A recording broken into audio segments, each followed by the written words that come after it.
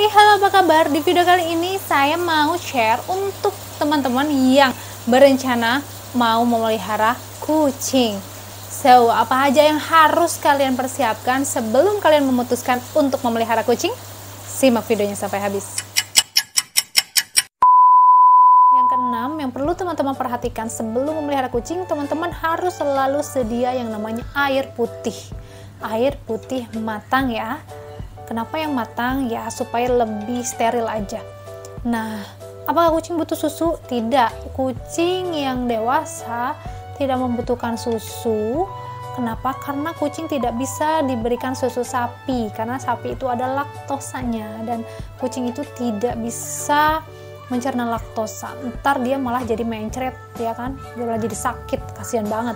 Jadi tidak perlu susu. Kalaupun mau misalnya pakai susu, ya belilah susu khusus kucing, jangan dikasih susu sapi apalagi susu denkau. Oke? So, kasih minum air yang secukupnya. Jangan sampai mereka kekurangan air apalagi sampai dehidrasi. Ketujuh, yang harus diperhatikan adalah teman-teman harus mempunyai litter box atau kotak pasir. Untuk apa? Ya, untuk kucing membuang kotoran mereka, baik itu kotoran dari buang air besar maupun buang air kecil ya, poop and pee. Jadi teman-teman harus persiapkan kotak pasirnya. Jangan sampai mereka pipis atau pup sembarangan karena itu akan sangat mengganggu, ya kan? Kalau pipis sembarangan, pup sembarangan, ya jorok dong, kotor dong rumah kita. Jadi sediakan kotak pasirnya, karena kalau disediakan kotak pasirnya mereka akan pup dan pipis di situ, tidak akan pup dan pipis sembarangan. Kotak pasirnya bisa teman-teman taruh di dalam kandang atau di tempat khusus mereka buang air besar dan buang air kecil. Lebih bagus lagi beli kotak pasir yang ada penutupnya supaya ketika mereka keluar dari kotak pasir, pasirnya tidak berceceran. Selain teman-teman harus punya kotak pasir, teman-teman juga harus punya pasir dan sekopnya. Pasir sebagai media mereka membuang kotoran, sekop untuk membuang kotorannya. Dan pasir ini juga ada banyak jenisnya teman-teman. Yang pertama ada pasir zeolite. Nah, pasir zeolite ini biasanya banyak sekali dipakai oleh cat lover.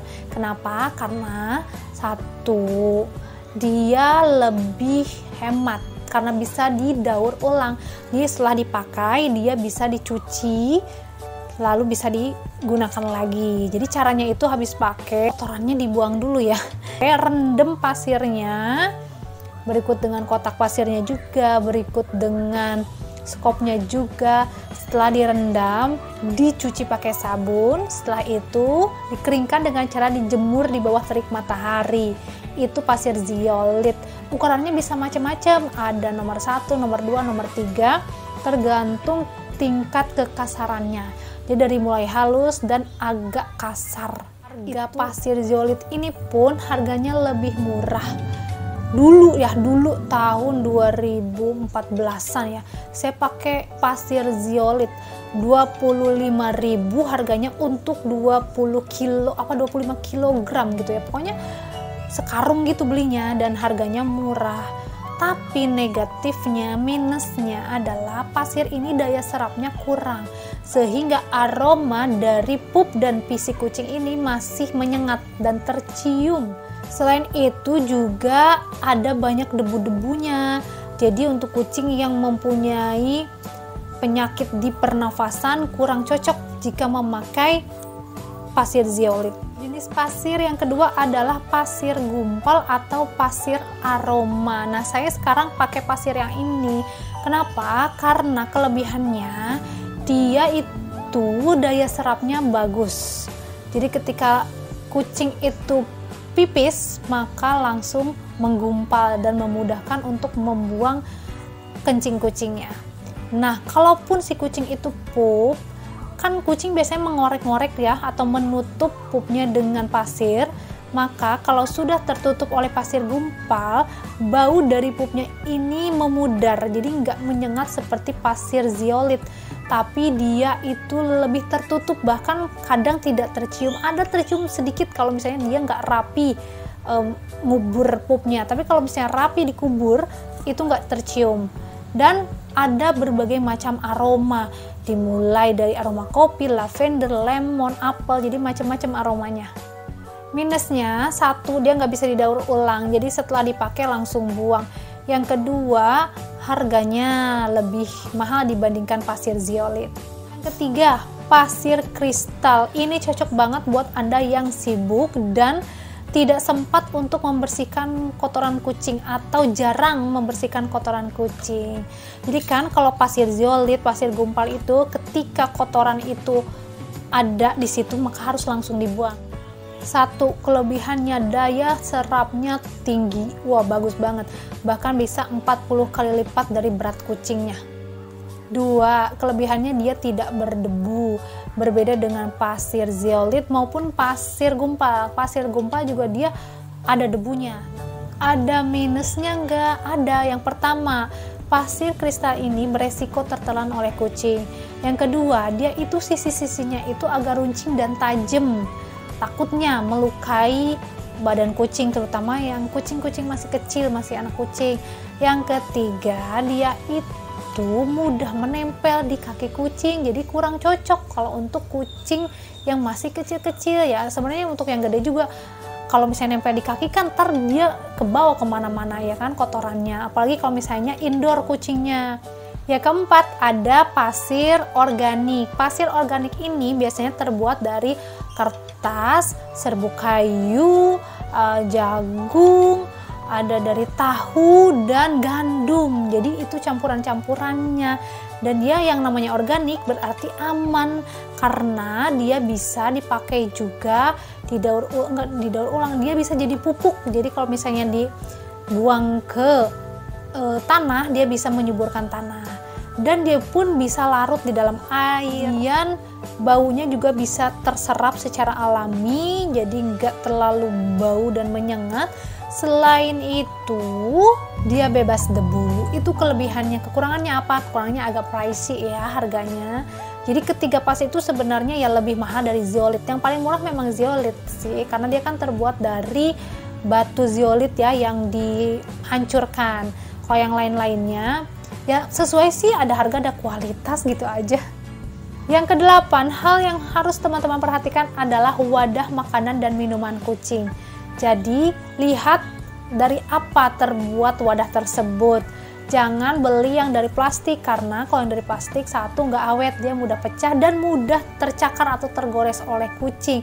Kalau sudah tercakar dan tergores oleh kucing, itu bisa jadi dia bisa jadi tempat bakteri yang banyak.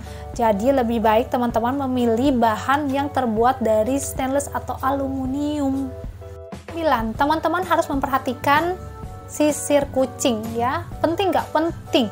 Fungsinya adalah untuk menyisir bulu kucing, terutama kucing yang berbulu tebal dan panjang. Nah, si sisir ini kalau teman-teman menyisir bulu kucing setiap hari, dia bisa mengurangi kerontokan bulu kucing.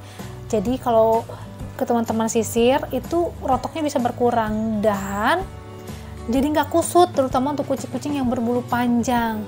Kan kalau disisirin tuh kan ada tuh rontokan-rontokan bulunya, kita bisa langsung buang tanpa harus rontok alami alias nanti bertebaran di mana-mana. Yang ke-10, teman-teman juga harus memperhatikan bahwa kucing teman-teman itu harus punya mainan. Supaya apa? Supaya nggak stres. Mainannya apa? Bisa dari bola yang berkerincing, atau laser, atau bulu-bulu, mainan bulu-bulu, tali yang dibikin bulu-bulu dari tali rapia. Itu pokoknya sederhana deh. Kalau laser itu, jadi mereka nanti kita tunjuk laser ke tembok, terus mereka akan mengikuti arah laser itu. Supaya mereka aktif bergerak dan mereka nggak stres. 11, yang harus teman-teman perhatikan, teman-teman harus punya cakaran kucing ya. Supaya apa? Supaya mereka tidak mencakar perabotan rumah teman-teman ya. Karena kalau misalnya nggak ada tempat mengasah kuku, mereka akan mencakar apa saja, mulai dari sofa, kasur, ya tiang-tiang yang kayu, itu mereka akan cakarin.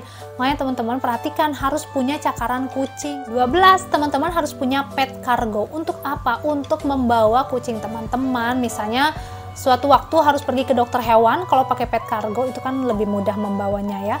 Kemudian kalau misalnya teman-teman untuk kucing-kucing yang berbulu tebal panjang atau misalnya yang biasa dibawa grooming, ke pet shop, bawa pakai pet cargo, jangan ditenteng, oke? Bahaya. Ya, untuk teman-teman yang nggak biasa bawa kucing ke jalanan, karena ada kucing yang suka histeris kalau misalnya lihat keramaian, kayak kucing Akyu, si Blacky itu, kalau misalnya denger rame-rame tuh dia terus aja ngeong-ngeong, meskipun di dalam pet cargo. Hal terakhir yang perlu teman-teman perhatikan ketika ingin memelihara kucing adalah teman-teman harus menyiapkan budget khusus. Untuk apa? Satu, untuk vaksin. Vaksin ini banyak sekali. Salah satunya ada vaksin rabies, ada vaksin distemper, salisi, ada vaksin rhinotracheatis atau biasa disebut dengan suntikan distemper, itu juga harus diperhatikan. Selain itu ada vaksin-vaksin yang lain juga yang bisa dikonsultasikan dengan dokter hewan masing-masing. Kemudian budget yang lain untuk apa? 2, untuk vitamin, untuk obat kutu kalau misalnya tiba-tiba kucingnya kutuan, ya kan? Atau misalnya butuh vitamin, ya. Kemudian untuk pergi ke dokter hewan, ada kalanya kucing sakit terus membutuhkan pertolongan dokter hewan. Kemudian ada juga budget yang dipersiapkan untuk apa? Untuk steril kucing, baik itu kucing jantan maupun kucing betina. Steril ini pilihan masing-masing bagi Anda yang mampu untuk memelihara kucing dalam jumlah banyak, tempatnya memadai, ya silakan. Tapi kalau misalnya tempatnya terbatas, budgetnya juga terbatas, so kita harus mengontrol populasi kucing sesuai dengan kemampuan kita. Keuntungan steril kucing itu apa? 1, misalnya kucing jantan. Kucing jantan itu kan biasanya suka spraying.